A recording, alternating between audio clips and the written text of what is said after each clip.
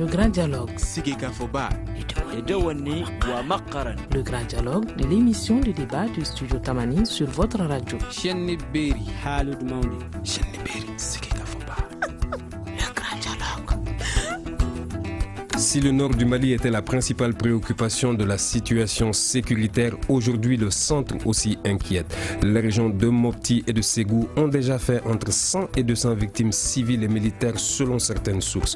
Comment expliquer ce déplacement de l'insécurité dans le centre du pays? Doit-on plus parler de terrorisme ou de conflit entre les communautés? Comment faire en sorte que la paix et le vivre ensemble reviennent? Nous répondrons dans ce grand dialogue à ces quelques questions et à d'autres avec nos invités qui sont Adam Cham, il est journaliste, également auteur d'un livre Centre du Mali, enjeux et dangers d'une crise négligée, je vous le conseille. Ibrahim Maïga de l'ISS Dakar, l'ISS c'est l'Institut d'études de sécurité. Ali Tunkara, sociologue, sera en ligne, il intervient depuis Mopti. Baba Dakono est également avec nous dans ce studio. Baba Dakono est analyste et chercheur. Je suis Ousmane Diadje Touré pour vous présenter cette émission qui est mise en onde par Sedumbo. Le grand dialogue. De 2012 à maintenant, nombre de Maliens ont perdu la vie dans le nord et le centre du Mali. Plus de 400 écoles sont fermées dans ces zones dues à l'insécurité. Le centre du pays devient de plus en plus insaisissable. Il y a quelques jours, un rapport de Human Rights Watch parlait de cette situation sécuritaire dans le centre du pays. Écoutons cette analyse de Idrissa Sakho. Selon Human Rights Watch, dans le centre du Mali, des affrontements souvent aggravés par des tensions ethniques ont fait au moins 52 personnes tuées et plus de 10 000 déplacés. Ces attaques, poursuit l'ONG, sont perpétrées par des groupes armés islamistes, des milices d'autodéfense, mais aussi par des militaires maliens. Ce nouveau rapport révèle que depuis 2 ans, des groupes armés islamistes renforcent leur présence dans le centre du Mali. Le document indique qu'ils ont exécuté des civils, des fonctionnaires du gouvernement et commis d'autres exactions. Human Rights Watch déclare que ces groupes armés profitent des tensions entre les ethnies Peul, Bambara et Dogon pour recruter les résidents locaux, ce qui entraîne une prolifération des milices d'autodéfense aux pratiques souvent violentes. Ainsi, pour Human Rights Watch, le gouvernement devrait redoubler d'efforts pour enrayer ces violences. L'ONG recommande que les auteurs des meurtres soient traduits en justice et souhaite la multiplication des patrouilles pour protéger les populations vulnérables. Merci Idrissa Sakho. Alors Adam Cham, merci d'être avec nous pour cette émission. Comment est-ce qu'on peut expliquer aujourd'hui que le centre du pays, qui a été quand même moins ou différemment touché par la crise de 2012, soit en proie à cette insécurité aujourd'hui? Je rappelle que vous êtes auteur de ce manuscrit Centre du Mali, enjeux et dangers d'une crise négligée. Merci Touré, et puis j'en profite pour saluer mes 2 cadets, Dakono et Maïga. Alors, pourquoi le centre est devenu un enjeu aujourd'hui? Je crois que c'est très simple. L'expression que j'utilise, c'est que le centre est devenu la région bélier en Sardine. Tout est parti de la crise du Nord.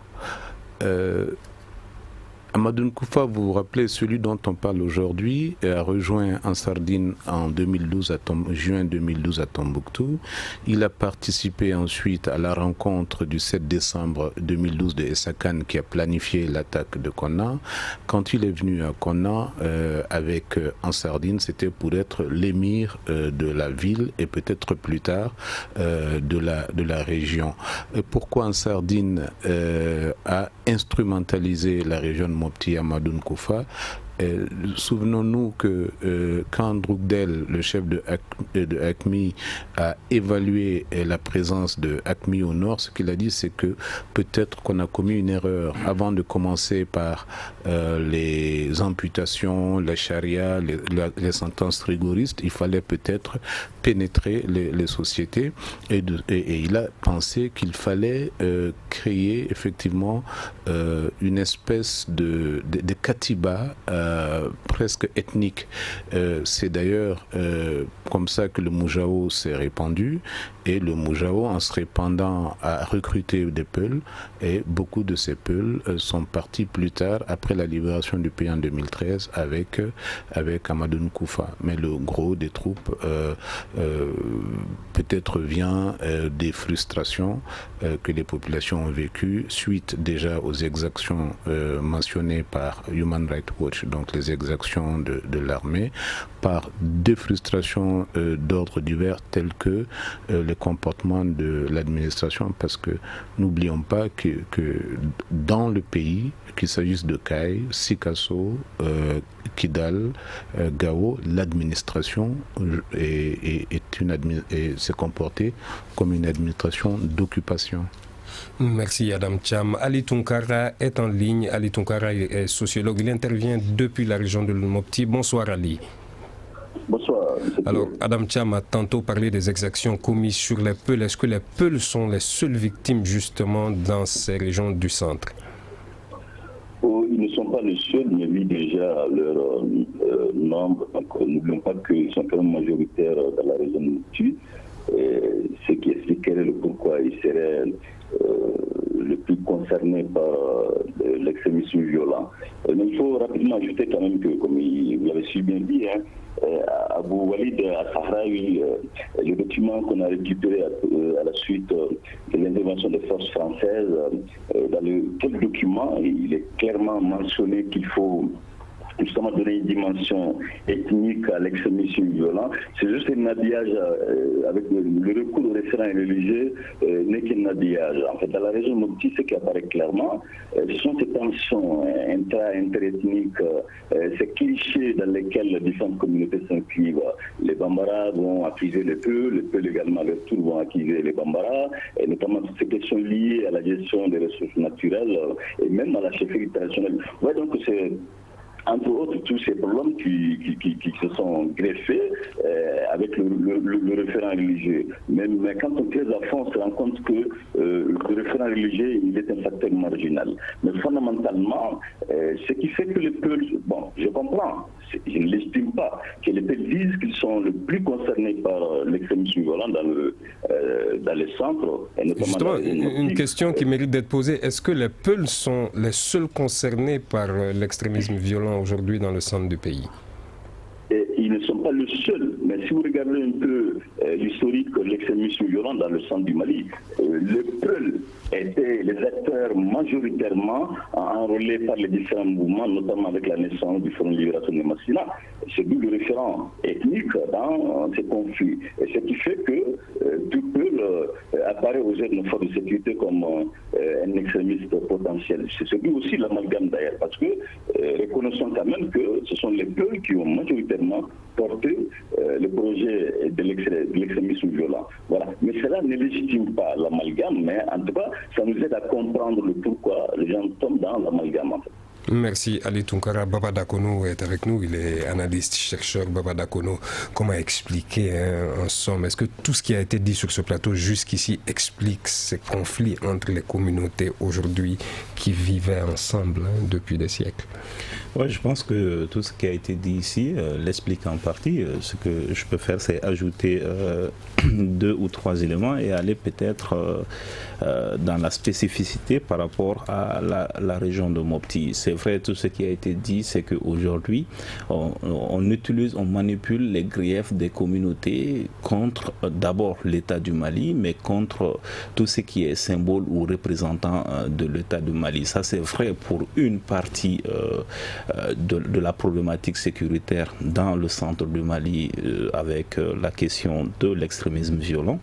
Il y a également le phénomène de conflits historiques qui existent et qui ont été exacerbés par la montée en puissance de certaines communautés envers d'autres. Ça, je parle de relations intracommunautaires. Par exemple, on sait que dans la région de Mopti, principalement dans le cercle de Douenza, il y a de façon historique, il y a 2 familles Peul qui se disputent la chefferie pendant ça c'est historique, c'est une relation conflictuelle historique qui aujourd'hui connaît de nouvelles manifestations parce qu'il y a comme un sentiment ou une volonté de renversement de l'ordre social qui existait d'une communauté, d'une famille au profit de l'autre.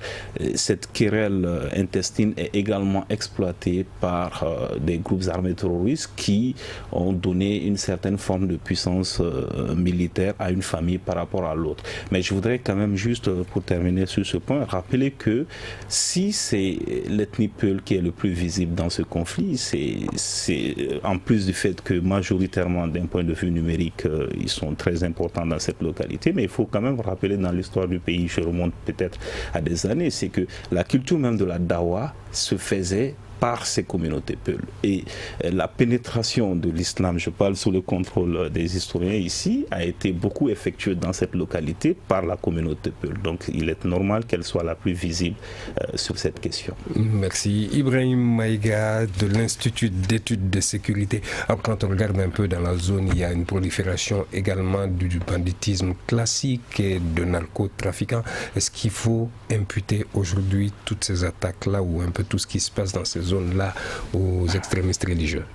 Alors, c'est toute la difficulté, effectivement, de situer et de dire avec précision surtout quelle attaque attribuée au groupe qualifié de djihadistes ou quelle attaque aurait été commise par des groupes de bandits. C'est très compliqué, très difficile à documenter. Mais j'aimerais quand même revenir sur deux éléments. Le premier, je pense que, après tout ce qui a été dit ici, qu'il est important de s'interroger sur les causes ou en tout cas les motivations pour lesquelles les individus s'engagent ou s'enrôlent dans ces groupes-là. Il est extrêmement important je rappelle que l'ISS a produit d'ailleurs un rapport il y a quelques mois sur certaines des causes justement de l'extrémisme religieux galopant. Oui, tout à fait, mais je disais ça surtout pas pour faire de la publicité au rapport que nous avons publié, mais surtout pour pointer du doigt la responsabilité très grande des pouvoirs publics et de l'État en particulier, parce que on parle de la situation dans le centre du pays, dans les régions de Mopti et de Ségou. Ça ne veut pas dire qu'avant il n'y avait pas de conflit du tout. Il n'y avait pas de tension entre les communautés. Moi, je préfère qualifier de communauté professionnelle parce qu'au-delà du fait qu'on soit Peul ou Bambara, il y a des métiers, il y a des professions qu'on exerce et qui nous collent un peu à la peau et qui font qu'il y a des tensions souvent entre les agriculteurs, les éleveurs, entre les pêcheurs et les éleveurs, ainsi de suite. Donc, vous retrouvez beaucoup de conflits qui sont en apparence des conflits inter- ou intracommunautaires, mais quand vous creusez davantage, vous vous rendez compte que c'est des conflits entre communautés professionnelles. Je pense qu'il est extrêmement important de le dire pour ne pas tomber dans la stigmatisation, dans la victimisation de l'ethnie Peul dans le centre du pays. Merci beaucoup. Adam Thiam, on a vu, Ansaroul Islam du Burkinabé, Ibrahim Malam Diko serait connecté apparemment au Front de Libération du Massina. Est-ce que justement ce mode de collaboration est en train de proliférer justement dans le centre du pays? Quand on voit également Nostra al-Islam al-Muslimin aujourd'hui, duquel d'ailleurs fait partie Amadou Koufa. Donc sur les appellations, moi je crois que ce qui existe, c'est le Katiba Massina. Pas le Front de Libération du Massina. Le Katiba Massina existe. IAD lui-même utilise cette appellation. Et Amadou Koufa aussi, après avoir revendiqué un certain nombre d'attaques, c'est l'appellation qu'il a choisie, s'appelle Katiba Massina. Maintenant, est-ce que Katiba Massina a des liens organiques avec Ansaroul Islam de Malam? C'est ce qu'on avait pensé à l'époque, mais la dernière réaction de Malam indique que il n'est pas du tout d'accord avec la création de nouveaux mouvements, donc Nostra al-Islam entre IAD, Al-Mourabitoun et Katiba Massina. Et d'ailleurs, certains pensent que Malam n'est pas d'accord avec ça parce qu'il n'a plus d'affinité avec l'État islamique, donc Abu Walid, et que ce qui est en train de se passer dans ce Liptako-Gouma, dans cet espace, c'est une lente infiltration, pénétration de l'État islamique à partir de la frontière Mali-Niger.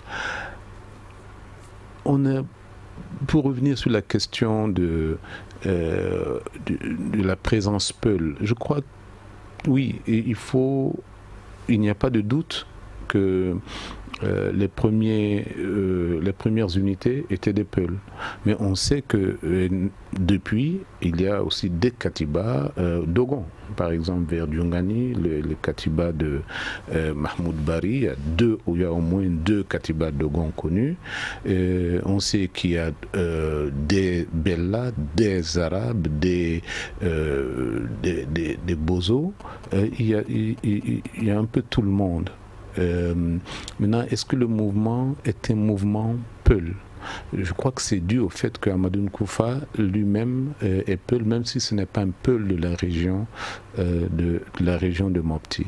Et Dakono l'a dit, si tu vas un peu vers Douanza, il y a des querelles de préséance sociale qui ne sont pas forcément pour répandre le djihadisme, mais je crois que c'est la présence des groupes rebelles qui a permis effectivement à ces querelles de reprendre. Par exemple, certaines des familles étaient avec le MNLA, d'autres avec le Moujawa. À la libération du Mali, chaque groupe a pensé qu'il était suffisamment armé pour s'imposer à l'autre. Donc, mais c'est le propre de l'action djihadiste. S'il y a des conflits fonciers dans la région de Mopti qui reprennent, s'il y a des conflits intercommunautaires, etc., oui, ils existaient bien sûr, mais le propre de la doctrine des djihadistes, c'est de créer le maximum de désordre pour que l'État ne soit pas là. Et c'est même ça le plus grand risque de la région de Mopti. Ça n'est pas les djihadistes Peul, ça n'est pas les identitaires, ce ne sont pas les braqueurs de route, c'est la résurgence des conflits fonciers, des conflits intercommunautaires, parce que la région est une véritable poudrière. Merci. Nous reviendrons après quelques secondes de pause. Vous écoutez Studio Tamani, votre avis nous intéresse. Écrivez vos commentaires et suggestions sur la page Facebook et dialoguez avec nous. Studio Tamani, c'est aussi les réseaux sociaux. Merci de suivre le grand dialogue du studio Tamani. Le centre du pays devient-il incontrôlable? Le grand dialogue en parle avec Adam Cham, il est journaliste, Ibrahim Maïga de l'ISS, l'Institut d'études de sécurité, Ali Tunkara, sociologue, et Baba Dakono, chercheur. Nous avons une question sur notre répondeur du studio Tamani. Elle vient de Mahaman Sissé. On l'écoute. Est-ce que le fait qu'aujourd'hui des voix s'élèvent pour demander à négocier Amadou Nkoufa, est-ce que cela pourrait être une solution pour peut-être calmer la situation? Merci. Alors, Baba Dakono, on l'a vu, parmi les recommandations de la conférence d'entente nationale, il a été demandé de se rapprocher de Iyad Agali, également de Amadou Nkoufa. Alors, est-ce que cela est censé déjà? Je pense que ce qui a été dit il y a fort longtemps, c'est que ces acteurs ne doivent pas être ignorés du processus. Je crois que dans les précédentes analyses, il était surtout question de quel est le traitement qu'on réserve surtout principalement Iyad Agali. Parce qu'aujourd'hui, l'impression qu'on a, c'est que Iyad est ignoré. D'abord, il n'est pas pris en compte dans le processus de paix. La question de... Justement, question d'agenda, comment le prendre en compte? Quelles sont les valeurs qu'on va justement négocier avec quelqu'un comme Iyad Agali ou Amadou Nkoufa? Je pense que des discussions ont eu lieu déjà sur cette question. Je crois que sur ce même plateau, j'ai eu l'occasion de rappeler que déjà en 2013, il était question de discuter avec Iyad Agali jusqu'au 10 janvier 2013. C'est à partir de la descente de certains groupes armés terroristes à Konan que cette option a été abandonnée. Donc le fait d'envisager de discuter avec Iyad Agali n'est pas tout à fait nouveau. Ça existait déjà, que ce soit au niveau des autorités de la transition malienne de l'époque ou au niveau de la communauté internationale. Donc, si on a eu le courage de penser qu'on pouvait discuter avec Iyad Agali en 2013 et qu'après on a oublié cette option, le même courage, on doit pouvoir l'avoir aujourd'hui encore et sur les mêmes bases. Mais maintenant, qu'on ne discute pas avec lui, mais qu'on trouve la solution, si la solution elle est militaire, mais qu'on ne fasse pas comme si Iyad aujourd'hui n'existe pas d'un point de vue militaire. Est-ce qu'on a les capacités militaires d'en découdre avec l'un ou l'autre? Si on n'a pas les capacités, si on n'a pas les moyens de sa politique, on fait la politique de ses moyens. Si on n'a pas la capacité militaire d'arrêter la force de nuisance d'Iyad Agali, qu'on négocie donc avec lui. Et si on a la capacité de faire autre que la négociation, qu'on le fasse. D'ailleurs, je pense qu'en 2014, un peu avant 2015, il a été longtemps soutenu que Iyad Agali ou un de ses proches, donc Iyad l'aurait autorisé à activement participer à la libération de certains otages. Donc ça veut dire que Iyad n'a jamais été exclu tout à fait d'un processus de dialogue parallèle. Donc que ça soit officiel avec les moyens qu'on aboutisse à quelque chose, ou si on a les moyens d'un traitement militaire, qu'on le fasse. Merci. Ali Tunkara, vous intervenez depuis la région de Mopti, vous êtes sociologue. Quelle est l'influence réelle du prédicateur Amadou Nkoufa quand on sait qu'il y a d'autres Katiba qui existent, qui ont aussi leurs influences sur le terrain? Est-ce qu'on ne le surestime pas un peu, Amadou Nkoufa? Non, je crois qu'il n'y a pas de surestimation quant à son influence dans la région. Amadou Nkoufa, je le disais dans mon propos introductif, il n'est pas originaire de la région, mais en tout cas, il a longuement quand même vécu dans la région, c'est qu'il a conféré une certaine notoriété dans les différentes mosquées. N'oublions pas aussi quand même Amadou Nkoufa, d'une maîtrise tout à fait poussée des textes religieux. Il parle très bien la langue peul. Surtout, son influence aussi trouve toute sa légitimité dans le fait qu'il décrit des situations qui posent problème aux populations de la région, notamment ces questions liées aux greffes judiciaires, le comportement non orthodoxe des forces de sécurité, une justice à géométrie variable. Donc ce sont ces questions, entre autres, qui font que Amadou Nkoufa a vraiment de l'aura de la région. Parce que quand vous échangez avec les différentes populations, elles vous diront qu'avec Amadou Nkoufa, elles espèrent à une justice équitable. Avec Amadou Nkoufa, elles espèrent justement à une, si vous voulez, à un accès aux ressources naturelles, notamment au pâturage, de façon légale entre tous les citoyens. Ça a été rappelé. Vous avez dans cette localité certaines chefferies qui ont le monopole de la gestion des ressources naturelles. Ouais, donc toutes ces tâches ont été récupérées par Amadou Nkoufa, toutes ces frustrations ont été récupérées par Amadou Nkoufa et en faire justement une doléance religieuse. Mais au bout du tunnel, lorsqu'on creuse, on se rend compte que c'est la somme de ces frustrations qui explique la légitimité qu'Amadou Nkoufa a dans la région. Merci Ali Tunkara. Alors Ibrahim Maïga de l'ISS Dakar, qu'est-ce qui empêche aujourd'hui un redéploiement de l'administration ou de l'armée d'ailleurs dans ces zones-là?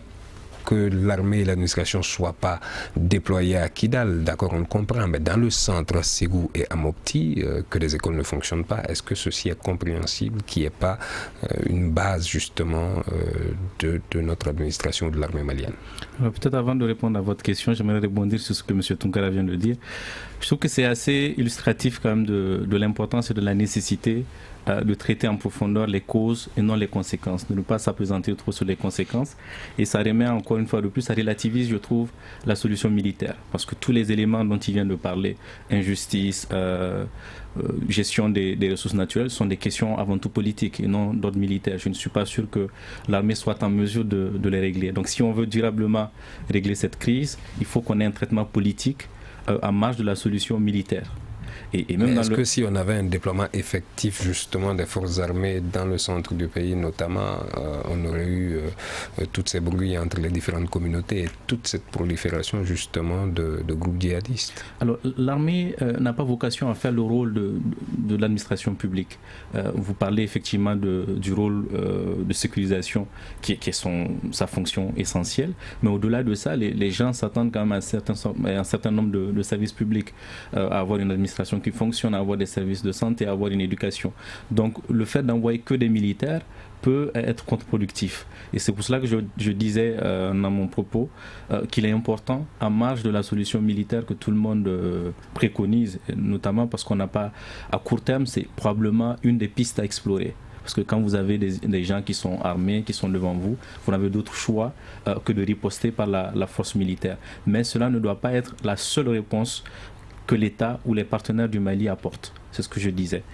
Et peut-être pour revenir à ce que M. Cham disait tout à l'heure, je pense qu'il y a aussi une question liée au fait que Amadou Nkoufa, c'est un Peul, j'imagine qu'il s'exprime essentiellement en Peul. Et donc son public est d'abord Peul avant d'essayer d'enrôler les autres ethnies du Mali. Et je pense qu'il a insisté sur le fait qu'effectivement il y a une stratégie derrière d'autochtonisation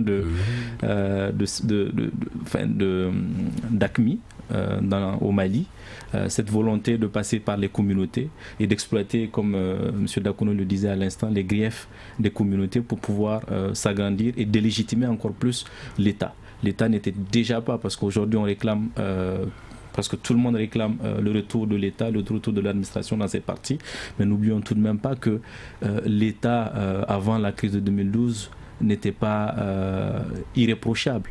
Et effectivement, il faut un retour de l'État, mais il faut un retour de l'État, d'un État avec de nouvelles pratiques, j'ai envie de dire. Et peut-être pour, je ne sais pas si la question m'a été directement posée, mais j'aimerais quand même réagir à la possibilité de dialoguer ou pas avec Iyad Agali. Alors pour dialoguer, il faut être deux. On ne peut pas dialoguer tout seul. Et donc la question que je me pose, est-ce que Iyad Agali est dans les prédispositions en fait de dialogue pour amorcer un dialogue avec l'État malien. L'État qui est lui-même dans des contradictions parce que le ministre de la Réconciliation, pour ne pas le citer, juste après la conférence d'entente nationale, a déclaré sur une antenne internationale que l'État du Mali était prêt à dialoguer avec tous ses fils, y compris ceux qui ont pris la voie, on va dire, djihadiste, l'option djihadiste. Et plus tard, quelques jours après, on a eu une autre déclaration du ministre de la Défense qui a évoqué l'absurdité d'une telle option parce qu'il estime qu'il n'est pas possible de dialoguer avec Iyad. Mais je crois que la question fondamentale qui se pose, est-ce que Iyad aujourd'hui est dans des prédispositions pour dialoguer? Il y a certains qui le croient, certains disent que l'option djihadiste est finalement pour lui la dernière option politique pour se faire une place. On a vu ces fameuses lettres d'échange avec Mahamoud Dicko, finalement démenties par Iyad lui-même. Démenties par Iyad lui-même, et après, je dirais ce qui contrecarrie un peu les plans de ceux qui souhaitent dialoguer avec lui, c'est que Iyad aujourd'hui est engagé dans une alliance quand même. Et donc, je pense que ça refroidit pas mal les ardeurs de ceux qui proposent un dialogue avec Iyad. Merci. Sans me prononcer sur la validité d'un dialogue avec Adam Thiam. Voilà, mais sur cette question de négocier avec Iyad et Amadou Nkoufa qui intéresse tout le monde, c'était une recommandation de la conférence d'entente nationale, mais ce n'est pas la première tentative. Je pense que même les Algériens ont tenté de négocier avec lui. Et je pense que c'est aussi une ambition de l'Algérie de continuer à négocier avec Iyad parce que l'Algérie n'aimerait pas que Iyad soit tué comme ça. Elle ne l'aime pas simplement parce qu'elle n'est pas étrangère à la création de Ansardine. Elle a créé Ansardine parce que les Français ont créé le MNLA. Donc on ne voit pas pourquoi c'est un ministre français qui vient nous faire la leçon ici après avoir créé le MNLA. Donc la première troupe d'où est partie effectivement la déstabilisation de tout le nord du Mali. Et ensuite, et parallèlement au centre d'ailleurs. Voilà. Et ensuite l'Algérie a quand même tenté de négocier avec les djihadistes et ça n'a pas mal marché. Donc Hassan Hattab était nettement plus dangereux que Iyad Agali, mais aujourd'hui il vit en Algérie parce qu'il a accepté de rendre les armes et on lui a donné une amnistie. Et beaucoup de djihadistes, d'anciens combattants des maquis, des salafistes algériens sont dans cette situation. Et la Mauritanie aussi avait essayé. Donc, est-ce que c'est possible de négocier avec les djihadistes? Ça peut porter fruit? Oui, puisqu'on a l'exemple de la Mauritanie et l'exemple de l'Algérie. Maintenant, est-ce que Iyad va accepter de négocier? Oui, ça dépend de ce qui lui est proposé. Iyad ne peut pas faire de demi-négociation et vivre au nord du Mali. C'est AQMI qui le tuerait d'abord. Et même si on lui fait de grandes concessions, il ne peut plus vivre au sud parce qu'il a quand même les mains tachées de trop de sang, de soldats maliens, etc., pour qu'il puisse être accepté. Donc, il faut savoir où il va vivre et comment.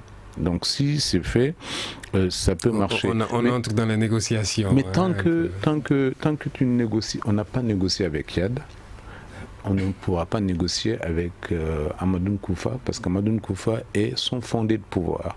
Maintenant, ce qu'il est possible de faire avec les deux et contre les deux, c'est de fermer autant que possible les vannes du recrutement. les ventes du recrutement, oui, l'armée a un grand rôle à jouer. Il suffit simplement d'éviter de former des frustrations avec la stigmatisation. L'administration a un grand rôle à jouer. Il faut simplement qu'elle soit une administration acceptée par les populations. Et puis, il y a les mesures d'amnistie qu'on peut apporter aux petits groupes djihadistes qui ne sont pas des grands pontes comme Iyad ou Amadou Nkoufa. Vous pensez que ça devrait être un des rôles de la commission justice, vérité et réconciliation? Je ne sais pas, mais je pense que c'est un rôle que l'État malien doit jouer. Je pense que ce rôle doit être surtout joué par des acteurs régionaux et sortir du tête-à-tête entre les groupes qui ne se représentent qu'eux-mêmes et Bamako et l'intérieur de la région, parce que il y a des autorités morales acceptées, des autorités morales crédibles dans la région qui peuvent faire cela. On n'est pas obligé de passer par les éternels négociateurs de Bamako. Merci Adam Thiam. Une réaction, un avis, un commentaire. Réagissez sur la page Facebook de Studio Tamani et restez connectés avec nous. Studio Tamani sur les réseaux sociaux pour vous faire entendre. Le centre du Mali devient-il incontrôlable? C'est le thème du grand dialogue de cet après-midi. Nous allons éventuellement parler des solutions. Adam Thiam était sur une lancée. Nous continuons avec lui. Une question que vous n'allez peut-être pas trop aimer. Faut-il déployer les forces des Nations Unies dans ce fameux centre, comme certaines voix l'ont dit, pour essayer de stabiliser cette zone-là déjà? Alors, non, mais je vais parler brièvement parce que j'ai parlé 10h29 et c'est largement plus que tous les autres. Mais franchement, ils ont dit, oui, il faut une présence militaire, mais c'est pas la seule solution militaire qui va régler le problème et le problème du centre. N'oublions pas que la région de Mopti a connu 2 expériences djihadistes, en 1818 avec Cheikh Amadou et en 1860 avec El Hadj Omar, et avant ça il a vécu effectivement un peu les retombées de l'empire Songhai. Et donc c'est dans la culture locale, l'islam est dans la culture locale, même si ce n'est pas un islam rigoriste. Donc il faut faire très attention parce que la région économiquement est une région qui s'est effondrée en 40 ans. Tant que il n'y a pas de relance économique, tant qu'on ne relance pas la production, tant qu'on ne relance pas la consommation, tant qu'on ne voit pas ce qui se passe en termes d'opportunités pour la formidable cuvée d'élèves sortant des écoles coraniques, la région va rester un terreau pour la déstabilisation du pays. Et la déstabilisation du pays, aujourd'hui, c'est très facile. C'est un peu simplement utiliser l'islam parce qu'il y a un islam politique, même pas au nord, mais au sud et dans la capitale, autrement plus dangereux, à mon avis, que les activités djihadistes aujourd'hui qu'on remarque dans la région de Mopti ou au nord du Mali. Merci. Baba Dakono, vous êtes chercheur, analyste. On a vu que la conférence internationale n'a fait que des recommandations. En parlant du centre, d'ailleurs, c'était l'une des revendications de l'opposition. Comment accélérer aujourd'hui la mise en œuvre de l'accord de paix? Est-ce que la mise en œuvre effective de cet accord de paix va calmer un peu les tensions dans le centre du pays également? Quand on voit aussi qu'il y a des milices Donso et des milices Peul qui se créent. Vous l'avez dit vous-même, ces milices Donso et ces milices Peul ne sont pas prises en compte par l'accord issu du processus d'Alger. Mais je voudrais quand même revenir un peu sur ce que M. Mega disait tout à l'heure, qui est tout aussi important que tout ce qu'on vient de dire. C'est aujourd'hui la problématique de la présence ou de l'absence de l'État. Parce que quand on discute avec ces communautés établies dans le centre du Mali, dans les périphéries de la région de Mopti, c'est que pour certaines personnes, ce n'est pas l'absence de l'État qui est problématique pour elles, c'est surtout la présence de l'État. Et je crois le docteur Tunkara parlait tout à l'heure de la justice. Quelle justice était présente dans ces localités au cours des dernières années? Et quelle est la perception aujourd'hui de ces communautés sur la justice classique modernes rendues par l'État. Et je me rappelle, il y a eu une attaque à Mopti, à une dizaine de kilomètres de Sévaré, et l'attaque serait partie du fait qu'un garde forestier a saisi la production, le produit d'un exploitant et l'aurait demandé 400 000 francs. Donc, en représailles, le type est revenu pour assassiner ce garde forestier qui n'a même pas trouvé sur place, mais pour lui, tous les gardes forestiers, les gendarmes se valent aujourd'hui. Donc, voilà le type de conflit qu'oppose aujourd'hui l'État aux communautés, à ces communautés qui sont établies. Donc c'est vrai qu'on parle de retour de l'administration, mais quel retour? Je crois, M. Maïga le disait tout à l'heure. Donc il est important qu'on réfléchisse encore sur le mode de gouvernance, sur comment l'État du Mali distribue ses services publics et rend la justice au niveau de ces communautés. Merci. Ali Tounkara, vous intervenez depuis Mopti. Est-ce qu'il faudrait, comme Baba Dakono l'a dit, prendre en compte ces milices qui se créent aujourd'hui, les milices Donso et les milices Peul, dans le processus de paix en cours? Non, honnêtement, ces milices sont vraiment inquiétantes. Mais c'est extrêmement important pour que ces milices se créent parce que les populations se sont senties abandonnées par l'État. Pourquoi elles se sentent abandonnées par l'État? Ça t'est bien rappelé. En réalité, si vous prenez dans tout Kenenkou, que ce soit à Sosobé, que ce soit à Dogo, que ce soit à Dialobé, ce qui ressort clairement dans les différents entretiens, les populations vous diront que franchement, tous les juges qui viennent chez elles, ils n'ont pour finalité que de s'enrichir. Donc finalement, ils ont intérêt, ces acteurs de ces différentes localités, de s'organiser un groupe d'autodéfense afin d'assurer ces fonctions régaliennes dont l'État est censé justement les remplir comme fonction vitale. Mais franchement, l'État est très mal perçus par ces différentes communautés. Par le simple fait que ces agents qui sont la douane, qui sont la garde nationale, la gendarmerie, la police, y compris même les militaires, ne font spolier les populations. Donc finalement, ce n'est plus la présence, ce n'est plus l'absence de l'État, mais plutôt les perceptions que ces populations ont de l'État. Ce sont ces perceptions qu'il faut nettement le revoir. C'est extrêmement important. Pour ce faire, je crois qu'il faut impérativement passer par l'établissement d'une justice équitable, par la prise en compte de l'ingénierie locale. C'est vrai que nous avons, on parle toujours de la porosité des frontières, mais il y a une porosité aussi quand même de mentalité dans le contexte malien. Toutes les idées nous viennent d'ailleurs, même négocier ou pas négocier avec Yad Agali. Bon, les inquiétudes qui se font entendre, ce sont des inquiétudes qui viennent d'ailleurs, en fait, on le sait. Donc il faudra que nous, Maliens, que nous acceptons et d'émerger des solutions qui sont compatibles avec les logiques du terroir. Il est extrêmement important, dans aucun pays au monde sommes-nous parvenus à mettre un terme à l'extrémisme sans véritablement dialoguer avec les vrais acteurs. Les vrais acteurs aujourd'hui dans le centre du Mali sont les Amadou Koufa, mais les Yada Agali. Ce ne sont pas ces messieurs, ces dames-là qui ont participé à la conférence internationale. Donc, comment peut-on arriver à des solutions durables en mettant les vrais acteurs à la touche? Je crois qu'il est vraiment important qu'on émerge des solutions à partir locale. Monsieur Maïga, qu'est-ce que vous pensez justement de dire du docteur Tounkara? On a vu d'ailleurs, au-delà, quel est le rôle justement des religieux de Bamako, puisqu'on a vu que le Haut Conseil islamique a fait une sortie d'ailleurs pour parler de mauvaise gestion des conflits antérieurs, étant une des sources de conflits dans ces régions. Vous me posez là une colle parce que le rôle des leaders religieux dans la résolution de la crise ou des crises au Mali. Particulièrement dans le centre aujourd'hui, quand on voit qu'il y a cette vague de radicalisation dont le centre est proie. Alors, il faut d'abord s'interroger peut-être sur est-ce que ce à quoi on assiste aujourd'hui dans le centre du Mali est le fait uniquement d'un extrémisme lié à la religion? Je ne le crois pas. Si tel est le cas, effectivement, les leaders religieux auraient un rôle très important à jouer. Quoique même dans le contexte actuel, ils ont encore un rôle à jouer parce que ce sont des autorités, on va dire, écoutées, des autorités crédibles.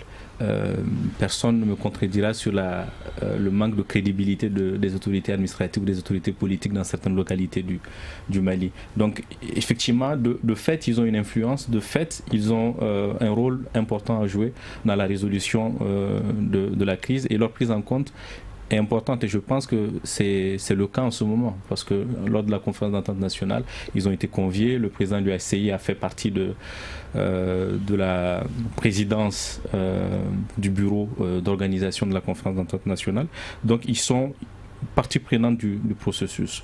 Je ne sais pas si l'implication est à la hauteur de leur influence et de leur rôle dans la société malienne, ça je ne saurais vous le dire. Maintenant, peut-être pour revenir à deux éléments qui ont été évoqués. Bon, la MINUSMA, est-ce que la MINUSMA devrait être déployée dans le centre du pays? Je pense quand même que c'est une question qui mérite beaucoup d'interrogations, parce que quand vous voyez l'état ou le résultat auquel est arrivé à la MINUSMA dans le nord du pays, je pense qu'il y a lieu de s'interroger sur la valeur ajoutée de la MINUSMA dans le centre du Mali, et sur sa capacité et sur les moyens dont dispose la MINUSMA pour ne serait-ce juguler un peu la situation sécuritaire dans cette partie du Mali. Donc je pense qu'à l'aune des moyens dont dispose la MINUSMA, je ne suis pas sûr qu'un renforcement de la MINUSMA améliorera la situation sécuritaire dans le centre du pays. Après, vous avez évoqué effectivement le lien entre la crise au nord du Mali et la situation dans le centre du Mali, et l'importance de la mise en œuvre de l'accord de paix pour permettre peut-être d'avoir en moins quelques problèmes. Je pense qu'il est extrêmement important, et ça alimente de fait le problème dans le centre du pays, sans revenir sur les trafics en tout genre, et notamment la disponibilité justement des armes qui a tourner certains conflits ou certaines tensions en des conflits très violents, parce qu'il y a une disponibilité sur le marché des armes. On peut se procurer une Kalachnikov à 70 000, à 75 000, moins de 100 000 francs CFA, et il est extrêmement facile de recourir à la violence aujourd'hui dans le centre du pays. Donc une façon de juguler la situation et de régler la situation dans le centre du pays est lié probablement à une amélioration, ou en tout cas une application du processus, de l'accord pour la paix et la réconciliation. Quoique l'idée qui est en ce moment qui sur toutes les lèvres, et qui consiste à vouloir introduire la question du centre dans le processus de paix, un processus de paix assez poussif, je ne sais pas si c'est la solution la plus judicieuse. Il me semble qu'il faut inventer, et M. Tunkara le disait tout à l'heure, des solutions un peu à la malienne, j'ai envie de dire, mais je pense qu'il faut être créatif dans le type de solution qu'on essaie d'apporter. Merci M. Maga. Adam Cham, est-ce que justement créer une espèce de moque propre au centre, avec les forces armées maliennes et toutes ces milices-là ensemble pour patrouiller dans ces zones-là pourrait être une solution pour calmer les acteurs? Alors, je ne sais pas, il faut être un spécialiste. Surtout, la configuration du terrain au centre n'est pas le même qu'au nord du Mali. Les types d'insécurité ne sont pas les mêmes. Pour ce qui est de l'insécurité portée par les djihadistes, oui, je pense effectivement que au vu de ce ce qu'il y a au nord, effectivement, il faut une MINUSMA qui ait tiré toutes les leçons de la crise de sa présence au nord du Mali, qui peut être efficace au centre. Pour l'instant, ça ne me paraît pas être évident de se comporter comme on dit business as usual, comme ils le font au nord du Mali. Mais ça vous paraît sensé qu'on puisse intégrer ces milices dans une espèce de force avec l'armée malienne pour patrouiller par exemple dans le centre? Les milices d'Onso, les milices Peul, ensemble. Les milices, il faut les refuser. Il faut les refuser quelles qu'elles soient. Maintenant, je ne crois pas que les forces djihadistes sont importantes au centre du Mali. Ce qui est important au centre du Mali, c'est la retraite de l'État et des forces de sécurité. Ils ne sont pas là simplement, et c'est leur retraite que comblent les djihadistes. Sinon, je ne pense pas effectivement que ce soit une force quantitativement importante. Nous sommes très très loin des proportions du Mali, et enfin de mars-avril 2012, quand le Nord était annexé par les forces djihadistes. Merci Adam Thiam. Mesdames et messieurs, merci d'avoir suivi cette émission. Je vous rappelle que vous pouvez poser vos questions ou contribuer au grand dialogue sur notre répondeur. C'est au 75 84 11 11 et au 75 84 12 12. Cette émission a été réalisée par Ibrahim Arandialo. Sedumbo était à la mise en onde. Salim Diouara a assuré la régie vidéo. Merci. Le grand dialogue. Le grand dialogue de l'émission de débat du studio Tamani sur votre radio.